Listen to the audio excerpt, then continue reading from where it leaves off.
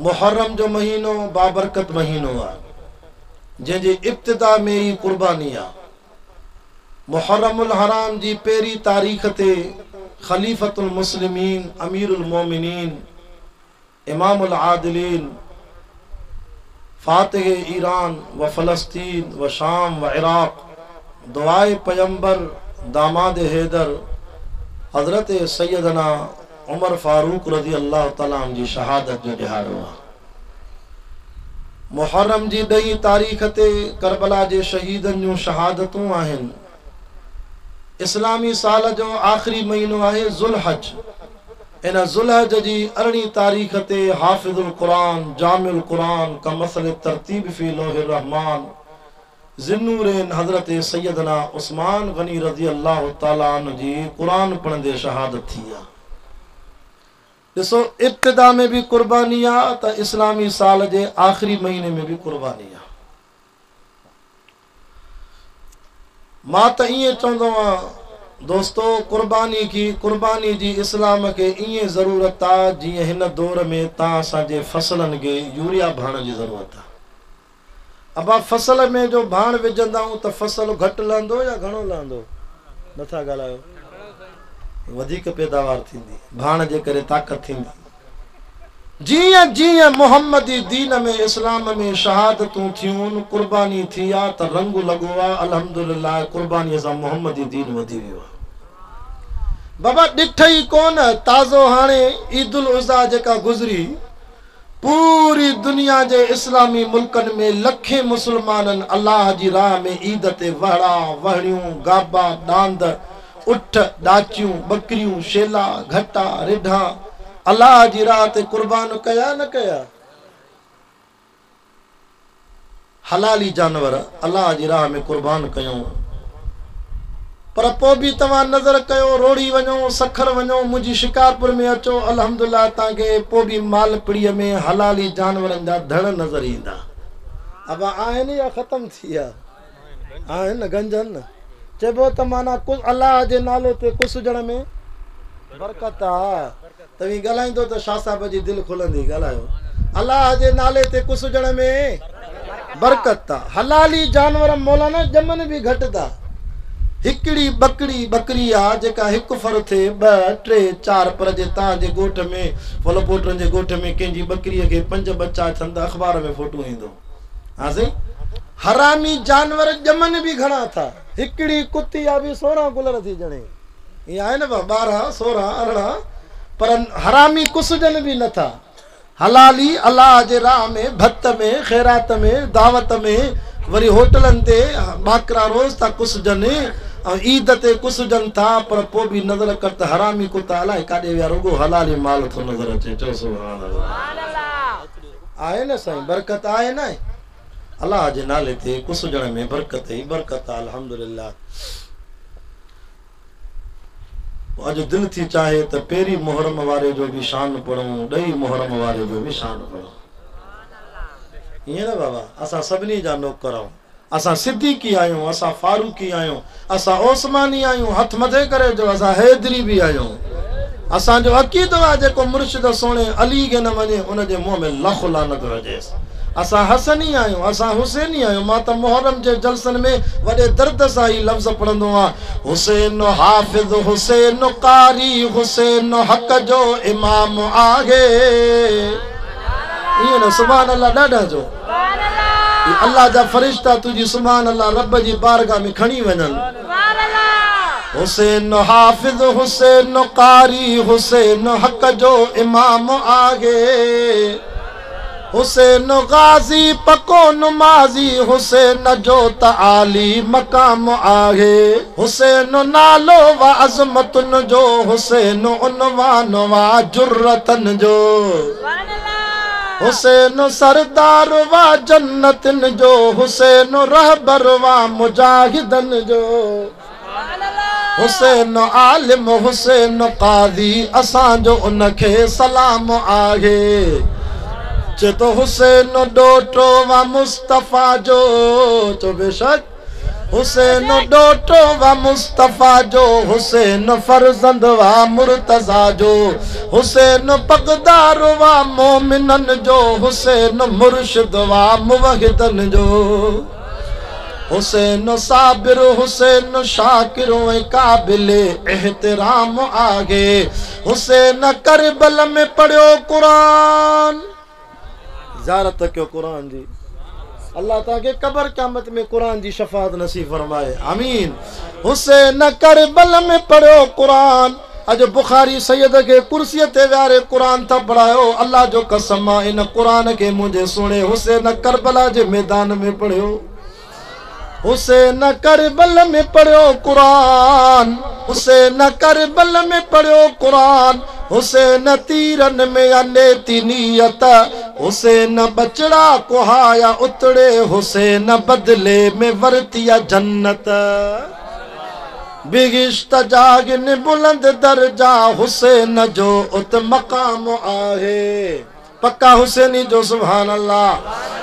चवे तो खालिद इब्न हकानी, हुसैन जो दगो अजीम दगवा, हुसैन जो दगवा जिहाद वारो, मुहिब इन जो समूर जगवा, करे गिला जो हुसैन जी जन्नत उनयते हराम आहे। असां त चवंदा जेको मौलवी इमाम हुसैन जो शान न पढ़े ऐं गिला करे तो उन जे जन्नत ही हराम आहे।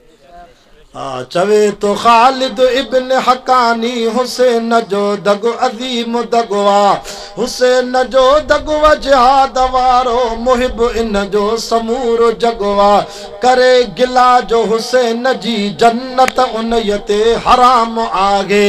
हुसैन हाफिज हुसैन कारी, हुसैन हक जो इमाम आहे। पेरी मुहर्रम वारे जो नालो आ सोनो उमर रज़ी अल्लाह तआला। ख़बर थी उमर केरा, उमर जो नालो त केॾो सुहिणो आहे। उमर जे लफ़्ज़ जे नज़र कर त मां उमर जे नाले जे जेके अखरनि मां उन जी तहक़ीक़ ते ॻाल्हायां थो। मां तव्हां खां पुछां थो, पढ़ल लिखल वेठा हो सुहिणो उमर, उमर जे लफ़्ज़ में अखर घणा आहिनि? ॾाढा टे। कहिड़ा कहिड़ा? आइन, मीम, रा। उलमा लिखियो आहे त उमर जे लफ़्ज़ में सुभान अल्लाह ॻाल्हि सम्झाइण थो चाहियां। वाह जो सुहिणो नालो आहे। उलमा लिखनि था उमर जो आइन थो चवे। उमर तुंहिंजे नाले में जेको आइन आहे न मुंड में शुरूअ में इन आइन मों मुराद आहे उमर उहो जवान आहे जेके मुर्शिद अलीअ इंतिखाब कयो आहे। उमर में आइन अलीअ जो आहे, अलीअ इंतिखाब कयो आहे। हज़रत अली साईं पंहिंजी न्याणी हज़रत उमर खे ॾिनी आहे। हज़रत अलीअ पंहिंजो ॾाटो पंहिंजो दामाद चूंडियो आहे त सुहिणो उमर चूंडियो आहे। उमर जे लफ़्ज़ में ॿियो अखर कहिड़ो आहे? मीम। इन मीम में इशारो आहे त उमर तुंहिंजो इंतिखाब मिठे मुहम्मद साईं कयो आहे सल्लल्लाहु अलैहि वसल्लम। तवज्जो कर, ॻाल्हि तो सम्झाया, ईमान ताज़ो थी वेंदई। मोहब्बत जी निगाह सां मुंहिंजी ॻाल्हि सम्झ ॿुध। उमर जो मीम में इशारो आहे त उमर तूं ईअं न आयो आहे, तुंहिंजे लाइ मिठे मोहम्मद काबतुल्ला जे गिलाफ खे पकड़े रोई दुआ घुरी आहे। हिकिड़ो जुमिलो चवां, मन कंहिंजो अक़ीदो सही थी वञे। बाबा असां तव्हां सभिनी खे इस्लाम जी ज़रूरत आहे, दीन जी ज़रूरत आहे, पर इस्लाम तो चवे मूंखे उमर जी ज़रूरत आहे। असांखे इस्लाम जी ज़रूरत आहे। इस्लाम तो चवे मूंखे उमर जहिड़े जवान जी ज़रूरत आहे। उमर जो मीम तो चवे त मुहम्मद साईं जो इंतिखाब आहे। छो त बैतुल्ला जे गिलाफ खे पकड़े हिकिड़ी दुआ खलील घुरी, ॿी दुआ मुंहिंजे हबीब घुरी। खलील जी दुआ सैयद जे हथ में क़ुरान आहे। उलमा वेठा आहिनि, हाफ़िज़ वेठा आहिनि, पुछो खलील जी दुआ रब साईं क़ुरान में लिखाई आहे। हबीब मुस्तफ़ा जी दुआ हदीस मुबारका में लिखी पई आहे। खलील कहिड़ी दुआ घुरी जॾहिं काबतुल्ला ठाहे। काबे जो मिस्त्री भी नबी आहे। काबे में मज़ूरी करण वारो मज़ूर इस्माइल अलैहिस्सलाम भी अल्लाह जो नबी आहे। मिस्त्री भी नबी, मज़ूर भी नबी। मिस्त्री अबो आ मजूर पुटो आ पर घर के वडेरे जो ना है घर के जो आ हथ मथे करे बुधा अल्लाह जो घर आ अल्लाह फरमा खलील मजूरी जाए हा रब दे अल्लाह फरमा खलील छा जाए रब छा दींदे खलील मुझा खजाना भरलन जेको घुरे त जाए वह मजूरी रब कुरान में लिखाई आ व इज़ यरफ़उ इब्राहीमुल क़वाइद मिनल बैत व इस्माईल रब्बना तक़ब्बल मिन्ना इन्नका अंतस समीउल अलीम। अल्लाह से गोट जान मोहम्मद जे वण वण ते पन पन ते दर दर ते रब घर जे थाव थाव ते कुरान जी रहमत जो मी वसाए। रब्बना वजअलना मुस्लिमैन लक व मिन ज़ुर्रियतिना उम्मतम मुस्लिमतन लक व अरिना मनासिकना व तुब अलैना इन्नका अंतत तव्वाबुर रहीम। वरी तो चे रब्बना वबअथ फीहिम रसूलन मिन अनफुसिहिम यतलू अलैहिम आयातिका व युअल्लिमुहुमुल किताब वल हिकमत व युज़क्कीहिम इन्नका अंतल अज़ीज़ुल हकीम।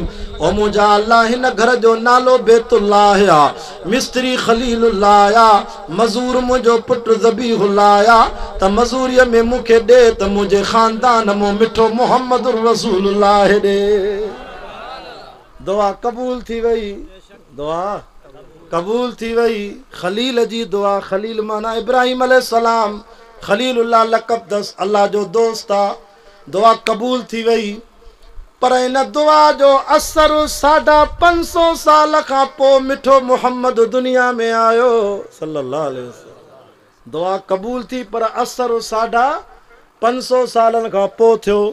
पर बी दुआ मुझे हबीब मुस्तफ़ा घुरी वह केड़ी दुआ हदीस में आ अल्लाहुम्मा अइज़्ज़िल इस्लाम बि उमर बिन ख़त्ताब औ बि अमर बिन हशाम। या अल्लाह मक्के में वो वॾा भोतार थारन एको ख़त्ताब जो पुट उमर बियो हशाम जो पुट अमर यानी अबू जहल। या अल्लाह बिनी मो हिकिड़ो त मां मोहम्मद खे ॾे मुझे दीन के ताकत मिले मुझे इस्लाम के ताकत मिले। या अल्लाह हरू भरू नथो चवाए त उमर दे या अबू जहल दे ना घुरण मां मोहम्मद जो कम चूंड करण तू अर्श वारे रब जो कम। ये तो उलमा लिखन था त उमर जो मीम तो चे मिठे मोहम्मद इंतखाब क्यों आ। हाँ सही वरी उमर में टियों अखर केड़ो आ।